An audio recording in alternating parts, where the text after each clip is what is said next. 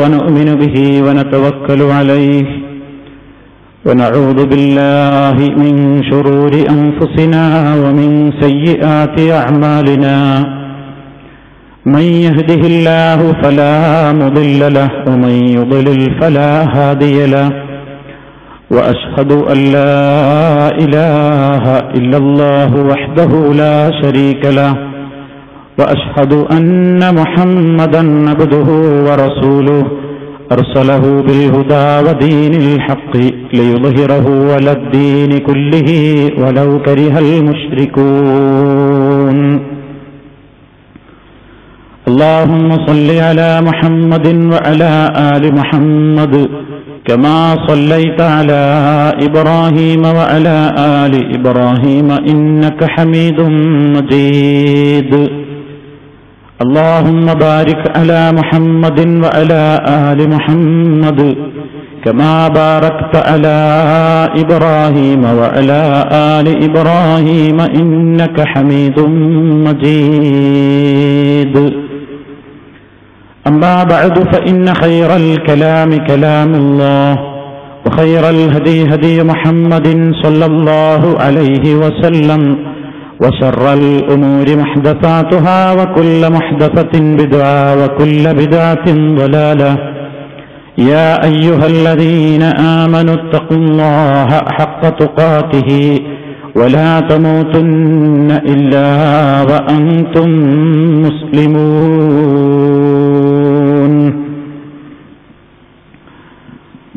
സ്നേഹമുള്ള സഹോദരന്മാരെ, സഹോദരികളെ, മഹാനായ അഷ്റഫുൽ ഖൽഖ് സല്ലല്ലാഹു അലൈഹി വസല്ലം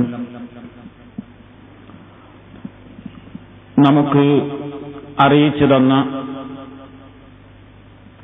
ഒരു കഥയിലൂടെ, ഒരു ചരിത്ര സംഭവത്തിലൂടെ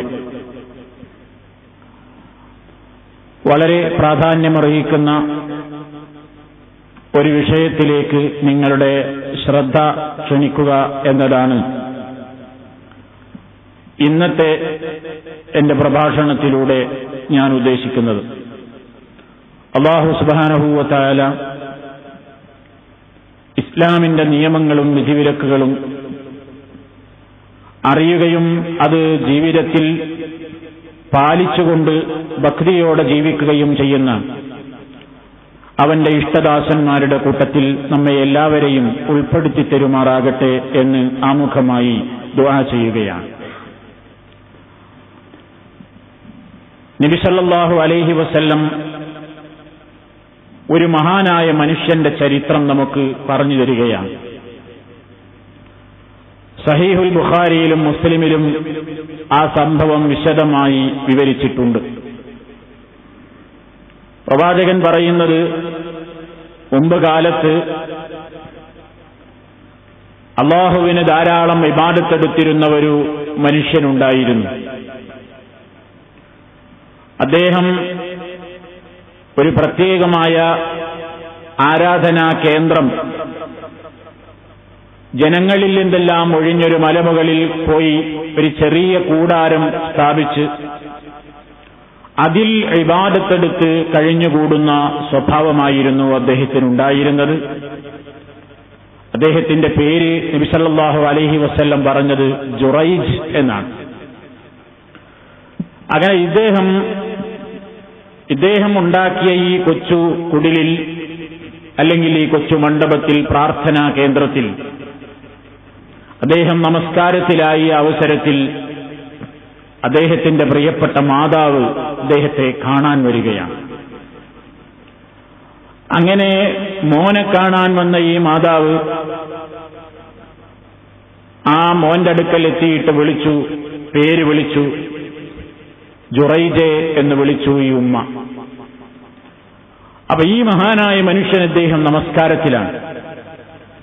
അപ്പൊ അദ്ദേഹം ഇങ്ങനെ മനസ്സിൽ പറഞ്ഞു, യാ റബ്ബി ഉമ്മി വസലാത്തി,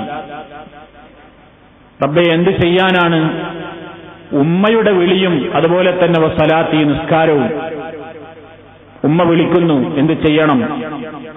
ഇങ്ങനെ ഫഅഖ്ബല അലാ സലാത്തിഹി, അദ്ദേഹം തന്റെ നമസ്കാരം തന്നെ തുടർന്നു. ഉമ്മാക്ക് മറുപടി കൊടുത്തില്ല. ഫൻസറഫത്ത്, ഈ ഉമ്മ പിരിഞ്ഞുപോയി, നിരാശയായി. ഫലമ്മാ കാന മിനൽ ഗദി അതതുഹു വഹുവ യുസല്ലി, പിറ്റേന്നും ഈ ഉമ്മ ഈ മോനെ തിരക്കി വന്നു. അപ്പോഴും മകൻ നമസ്കാരത്തിലാണ്. മോനെ എന്ന് വിളിച്ചു, പേര് വിളിച്ചു. അദ്ദേഹം അപ്പോഴും ഉത്തരം പറയാൻ കഴിയാതെ, നമസ്കാരത്തിലാണല്ലോ എന്ന നിലക്ക് മറുപടി പറയാതിരുന്നു. ഈ ഉമ്മ ഇതുപോലെ തന്നെ തിരിച്ചുപോയി, മകനെ കാണാൻ കഴിയാതെ നിരാശയോടുകൂടി. മൂന്നാമത്തെ ദിവസവും ഈ ഉമ്മ വന്നു. അപ്പോഴും മകൻ നമസ്കരിച്ചു കൊണ്ടിരിക്കുകയാണ്. അപ്പോഴും അവർ വിളിച്ചു, യാ ജുറൈജ്, ജുറൈജെ എന്ന് വിളിച്ചു. ഫഖാല, അപ്പോഴും ഇദ്ദേഹം മനസ്സിൽ ഇങ്ങനെ പറഞ്ഞു, ഐ റബ്ബി ഉമ്മി വസലാത്തി, റബ്ബെ ഉമ്മയും നമസ്കാരവും ഒരുമിച്ച് വന്നല്ലോ. അങ്ങനെ അദ്ദേഹം നമസ്കാരത്തിൽ തന്നെ കഴിഞ്ഞുകൂടി. ഈ ഉമ്മ ആ അവസരത്തിൽ മൂന്നാമത്തെ ദിവസം മനസ്സിന്റെ വേദന നിറഞ്ഞ നിലക്ക്, അതാണ് നമ്മുടെ ഇന്നത്തെ വിഷയം, മനസ്സിന്റെ വേദന നിറഞ്ഞുകൊണ്ട് ആ ഉമ്മ അവിടെ ഇന്നുകൊണ്ട് പ്രാർത്ഥിക്കുകയാണ്. അല്ലാഹുമ്മ ലാ തുമിതുഹു ഹത്താ യൻദുറ ഇലാ വുജൂഹിൽ മുമിസാത്ത്, അല്ലാഹുവേ ലാ തുമിതുഹു, ഇവനെ മരിപ്പിക്കരുതേ. മകനെതിരിലുള്ള ഒരു പ്രാർത്ഥന നടത്തുകയാണ് ഉമ്മ. അല്ലാഹുവേ ലാ തുമിതുഹു, ഇദ്ദേഹത്തെ മരിപ്പിക്കരുതേ. ഹത്താ യൻദുറ ഇലാ വുജൂഹിൽ മുമിസാത്ത്, തെമ്മാടിത്തരം പ്രവർത്തിക്കുന്ന ദുർവൃത്തകളായ വേശ്യകളുടെ മുഖത്തേക്ക് നോക്കുന്നതിന്റെ മുമ്പ് എന്റെ മകനെ മരിപ്പിക്കരുതേ എന്ന്, ഇദ്ദേഹത്തെ മരിപ്പിക്കരുതേ എന്ന് ഉമ്മ മനസ്സ് പൊട്ടിക്കൊണ്ട് വിലപിക്കുകയാണ്, പ്രാർത്ഥിക്കുകയാണ്. അങ്ങനെ കുറച്ചു കാലം കഴിഞ്ഞപ്പോ ഈ ഉമ്മ അതും പറഞ്ഞങ്ങ് പിരിഞ്ഞുപോയി. ഫതദാകറ ബനൂ ഇസ്രായീൽ ജുറൈജൻ വഇബാദതഹു, ബനൂ ഇസ്രായേലിലാണ് ഈ സംഭവം നടക്കുന്നത്. ആളുകൾക്കിടയിൽ ഈ ജുറൈജിനെ സംബന്ധിച്ച് സംസാരമായി, അദ്ദേഹത്തിന്റെ ഇബാദത്തിനെ സംബന്ധിച്ചുമൊക്കെ. ഉമ്മയുടെ പ്രാർത്ഥന അറിഞ്ഞതിനെക്കുറിച്ചുള്ള ചർച്ചയല്ല. നാട്ടിൽ അദ്ദേഹത്തിന് വലിയ പേരാണ്.